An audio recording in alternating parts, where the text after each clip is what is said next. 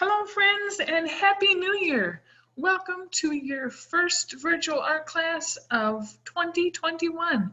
I hope you all had a wonderful winter holiday and got the chance to be outside and be creative. What about having that beautiful, beautiful white Christmas if you're here in North Carolina? Super fun to play in. Anyway, I hope you are all happy and well and ready to get started with our fun, creative things that we're going to be doing for this next quarter. Anyway, you might or might not remember, we were creating snow globes. And I have one here that I got started, and I have another one here that I am going to talk to you about as well. But they're a super fun thing now to create, and maybe we can wish for some more snow, and maybe these snow globes will help us kind of create that idea or that energy. Anyway, let's get started by saying our mantra so we can get focused and ready for creating. I am an artist. I create with my hands, I create with my heart, I create with my head. I can create anything. All right, so let's get busy and get started. All you need is your snow globe that you had started before and some scraps of paper if you have them. And I'm going to zoom in a little bit more so you don't see my ultra messy desk here. All right. So here we go. All right. So here, friends, are all my cords and my snow globes. So let's zoom in just a little bit more. Perfect. Oh, maybe out a little bit. All right. I hope I'm not making you seasick. All right. Here we go. So here are my snow globes.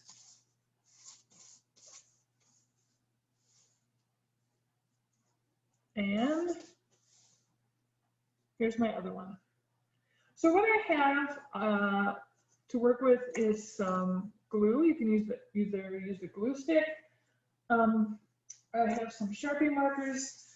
I have some paper that I already cut out into, you might guess what those are.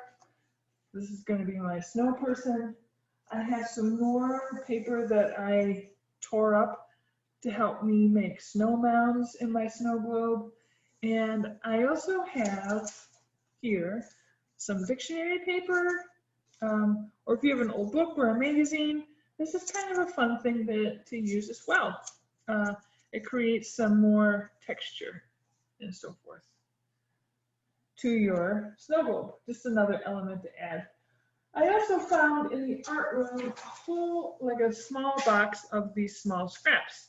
Now, you could use small scraps from magazine papers or so forth, but what I really want to emphasize here is if you're going to use things from magazines or from calendars, I want you just to focus on the color of the page. I don't want you to use the images from those magazines. Let's just focus on the color, all right? So finding the color blue if you're in a magazine, if you want to use blue. Okay, so we are going to end up collaging the rest of our images on our snow globe. So let me just talk to you quick about how I started to create these mountains. Well, I drew them first, and instead of trying to get and cut out dictionary paper so that they would perfectly fit the mountain, then you can kind of see what's happening down here. You got to worry about that curve and so forth.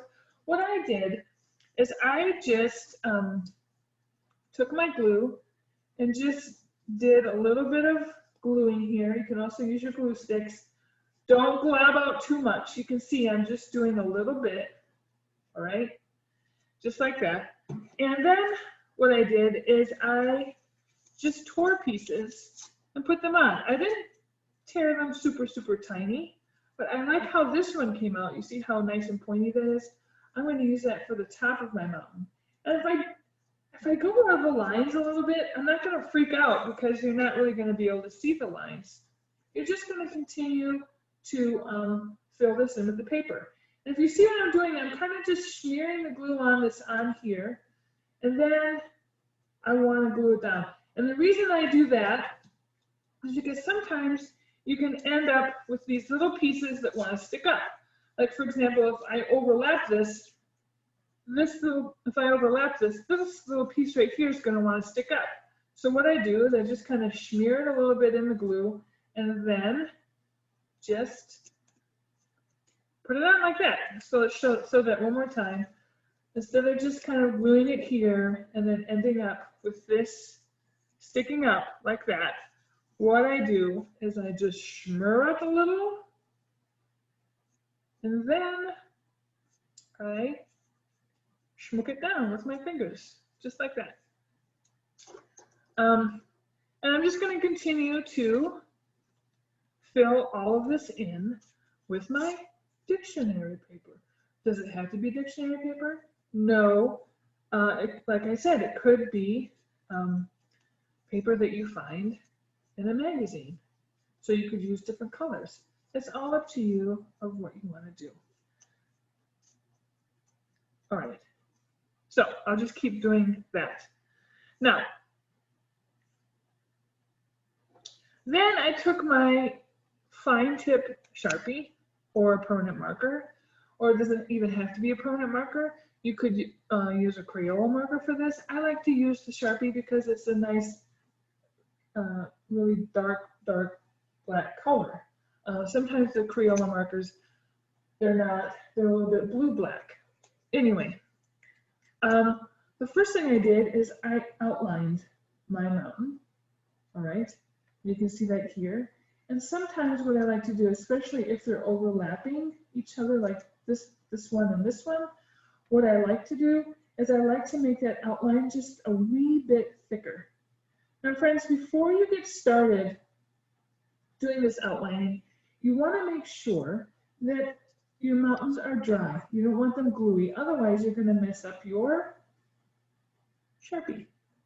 So after I outlined, then I kind of figured out, you can kind of see this area that I did here with these lines. I found an area in the mountain and I created what would be known as my shadow. So I just chose a place and just kind of drew a squiggly line from the top to the bottom of my mountain. Now you can see here, this one ended here because, hello, there's a mountain coming right here, just in front of it. So after I drew that, I then just started making diagonal lines. And this kind of creates the idea of a shadow or shading. And you're not going to do this all over the mountain because all over the mountain is not super dark. What this does too is just add some detail to your mountains, and it just makes them a little more interesting. And if I don't get perfect lines, again, that is A-OK.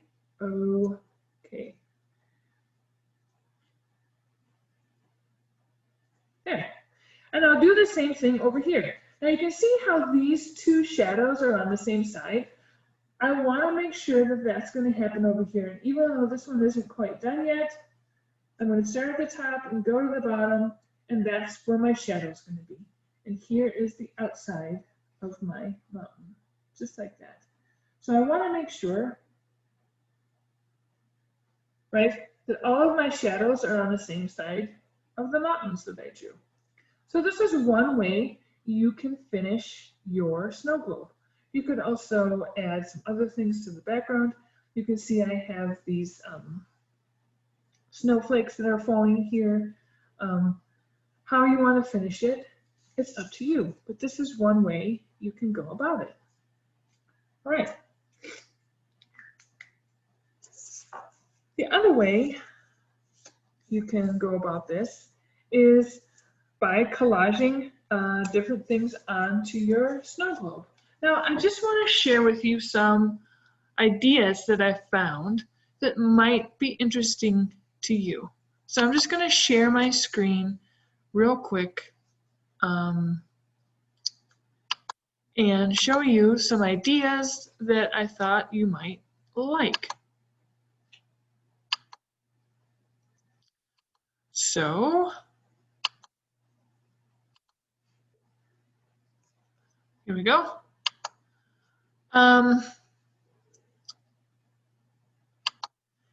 This is actually what inspired me to create the mountains that I just showed you. And you can see how they finished it with these nice little pine trees on the bottom here. And you can see how they also kind of created the diagonal lines of their mountains. And you can see how the shadow is basically all on the same side of the mountains. And it's there because of the way that they're overlapping one another. All right? Here's some other ways you can finish your snow globes, right? These have all been painted, completely painted, but we are going to be collaging ours. Kind of like this one. This is a sweet one right here with all this stuff that's going on. But there's a lot of different things that you can use to create your snow globes, your ideas. So, what I'm going to do next with this snow globe is like I did on the mountains. I'm going to take my glue here and I'm just going to create some like squiggly glue here. And you can see I am not putting out a lot. If you put out a lot, it takes a long time to dry. It can get a little bit messy and you can get a little bit sticky. So what I'm going to do, just like I did before, I tore my paper so that I can get it to fit easier in my snow globe, especially in those rounded parts. And you can see once again what I did when I was creating this, is I kind of smeared around in the glue a little bit, and then I just overlap it. Now I can tell right here I'm going to need a little bit more glue, so I'm going to take and put a little bit more. Once again, I don't want it to be gobbed on there. And I just tear my papers. Don't tear them too small, because then you'll be here till next New Year trying to get this filled up. Now you see how this one is like, hello, I'm going to stick up because I don't have any glue. Then just take a little dab with your liquid glue or your glue stick and just stick it down and be like, hey, I gotcha. Anyway, keep going. I'm going to fill this up with my snowbank, all right? Just like that. And you can see how I have this one cut or torn into kind of a little bit of a curve.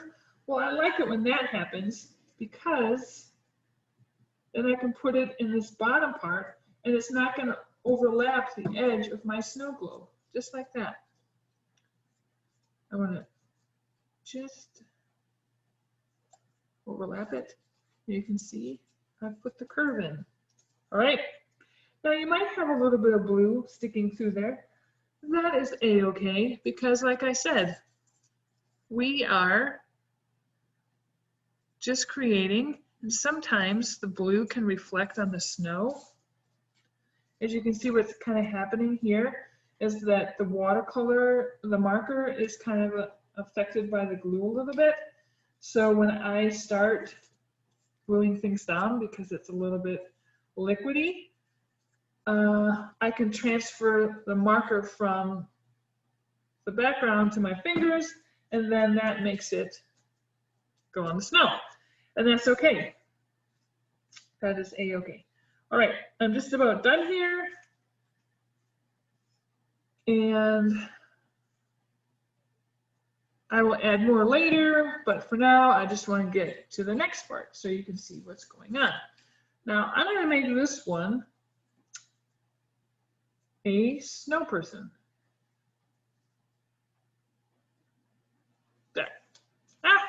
stuck to my fingers. All right, so I'm going to make this one a snow person, and I've kind of lost all of my snowballs that I made. So I'm going to glue this right down here. Here's the bottom. And for this one, I'm going to glue it right on the piece of paper. Once again, don't use too much glue. Just a dot, not a lot. Here's my other one. And sometimes I just like to make a 2 snowballed snow person. Sometimes I do 3. Today I'm going to do 3. And if I really want to get this to stick to, I can kind of rotate it a little bit, so I make sure I swirl it around so I can get glue on all of those all around on the snowball. So there's my snow person, and so now is the fun part where you get to decorate. And I'm going to use some of this scrap paper that I found to decorate. So I found this kind of squarish piece of paper, and I'm going to use that for my snow person's head. I mean, not head, hat. And I'm just trying to find what I did with my scissors. Oh well. So I'm just going to keep it that big. Actually, maybe what I'll do is I'll fold, since I can't find my scissors, maybe I'll fold that up and it has kind of then a little brim. So I'll glue that. And then I'm going to glue the hat on. And some of these things, like, you know, the facial features and stuff like that of your snow person, if you're going to make a snow person, you can just draw on, of course, right? You can just draw on. So now I have this little fancy hat happening here. All right, and maybe what I'm going to do is draw on the eyes and maybe some buttons. And I'll take another color. Oh, I found some orange, and I'm going to make a little carrot, just like that. Put that for the nose, and just keep going to make as many details as possible. We spent a lot of time this year so far talking about details and adding as many details as you can to make things interesting. I'll probably use my Sharpie marker to make arms, and I'll probably use some more paper to make a scarf, and maybe I'll make a little snow person bunny here too. You know, just all these different things that you can create in the background to make it as interesting as possible. Have a look-see at the examples I have for you, and just try to fill up your space as interestingly as possible, and make things big so that they really stand out. All right, friends, let's end our first class of the new year with a little bit of mindfulness. All right, let's do some bear breathing. I thought it was a good one to use because, as you know, bears hibernate in the winter. So when they hibernate, they breathe really slow, in and out through their noses. So just like a bear, take a deep breath in through your nose and let it all the way out through your nose.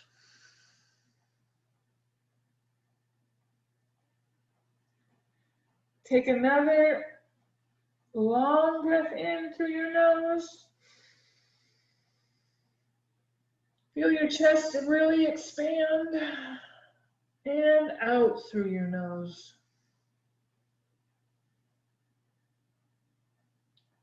Just think about how cozy you feel and warm in your bear cave.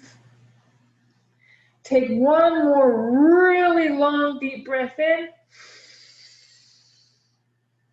and out.